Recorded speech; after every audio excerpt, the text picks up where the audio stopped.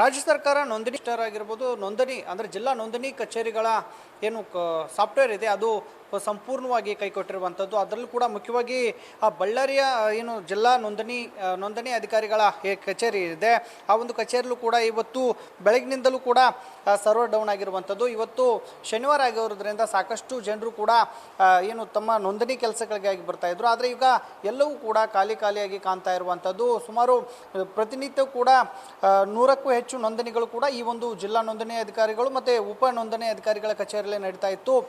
ನಿತ್ಯವೂ ಕೂಡ ಸಾಕಷ್ಟು ಜನರು ಕೂಡ ಈ ಒಂದು ನೋಂದಣಿಗಾಗಿ ಕಚೇರಿಗೆ ಜನ ಬರ್ತಾ ಇದ್ರು. ಆದರೆ ನಿನ್ನೆಯಿಂದಲೂ ಕೂಡ ಏಕೈಕಿ ಆ ಸರ್ವರ್ ಕೈ ಕೊಟ್ಟಿರೋದು ಪರಿಣಾಮವಾಗಿ ಎಲ್ಲವೂ ಕೂಡ ಈಗ ಖಾಲಿಯಾಗಿ ಪರಿಣಮಿಸ್ತಿರುವಂಥದ್ದು.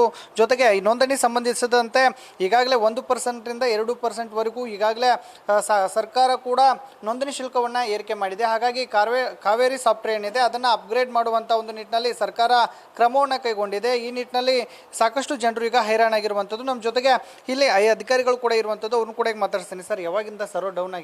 ಈಗ ಮೇಲ್ವಸ್ತುವರಿಂದ ಏನೆಲ್ಲ ನಿಮ್ಗೆ ಮಾಹಿತಿ ಕೊಟ್ಟಿದ್ದಾರೆ ಸರ್? ಈ ಸರ್ವರ್ ಅಪ್ಗ್ರೇಡ್ ಮಾಡ್ತಾ ಇದ್ದಾರೆ. ಸೊ ಹಂಗಾಗಿ ರಿಜಿಸ್ಟ್ರೇಷನ್ ಮಾತ್ರ ಸ್ಟಾಪ್ ಆಗಿದೆ. EC ಆಮೇಲೆ CC ಮ್ಯಾರೇಜ್ ಅವೆಲ್ಲ ನಡೀತಾ ಇದೆ. ಓನ್ಲಿ ರಿಜಿಸ್ಟ್ರೇಷನ್ ಮಾತ್ರ ಸ್ಟಾಪ್ ಆಗಿದೆ. ಡೈಲಿ ಎಷ್ಟು ನೋಂದಣಿ ಆಗ್ತಾ ಇದ್ದು ಸರ್? ನಾರ್ಮಲಿ 100-120ವರೆಗೂ ಆಗ್ತಾವೆ ಡೈಲಿ. ಯಾವಾಗ ಇದು ಸರಿ ಹೋಗ್ಬೋದು ಸರ್? ಸರ್, ಇವತ್ತು ಸಾಯಂಕಾಲವರೆಗೆ ಆಗ್ಬೋದು ಅಂತ ಹೇಳ್ತಾ ಇದ್ದಾರೆ. ನಾವು ಕಾದು ನೋಡಬೇಕಷ್ಟೇ. ಇದಿಷ್ಟು ಇಲ್ಲಿನ ಅಧಿಕಾರಿಗಳು ಕೂಡ ಹೇಳ್ತಾ ಇರುವಂಥದ್ದು.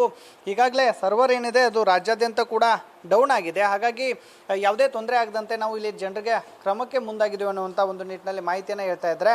ಮತ್ತೊಂದೆಡೆ ಈ ಸಬ್ ರಿಜಿಸ್ಟರ್ ಕಚೇರಿ ಏನಿದೆ ಇದು ಸಾಕಷ್ಟು ಜನಜಂಗುಳಿಯಿಂದ ನಿತ್ಯ ತುಂಬಿ ತುಳುಕ್ತಾ ಇತ್ತು. ಆದರೆ ಈಗ ಏಕಾಏಕಿ ಸರ್ವರ್ ಕೈಕೊಟ್ಟ ಪರಿಣಾಮವಾಗಿ ಇಡೀ ಕಚೇರಿ ಈಗ ಖಾಲಿ ಅನ್ನುವಂಥ ಒಂದು ದೃಶ್ಯ ಈಗ ಸದ್ಯ ಇದು ಕಾಣ್ತಿರುವಂಥದ್ದು.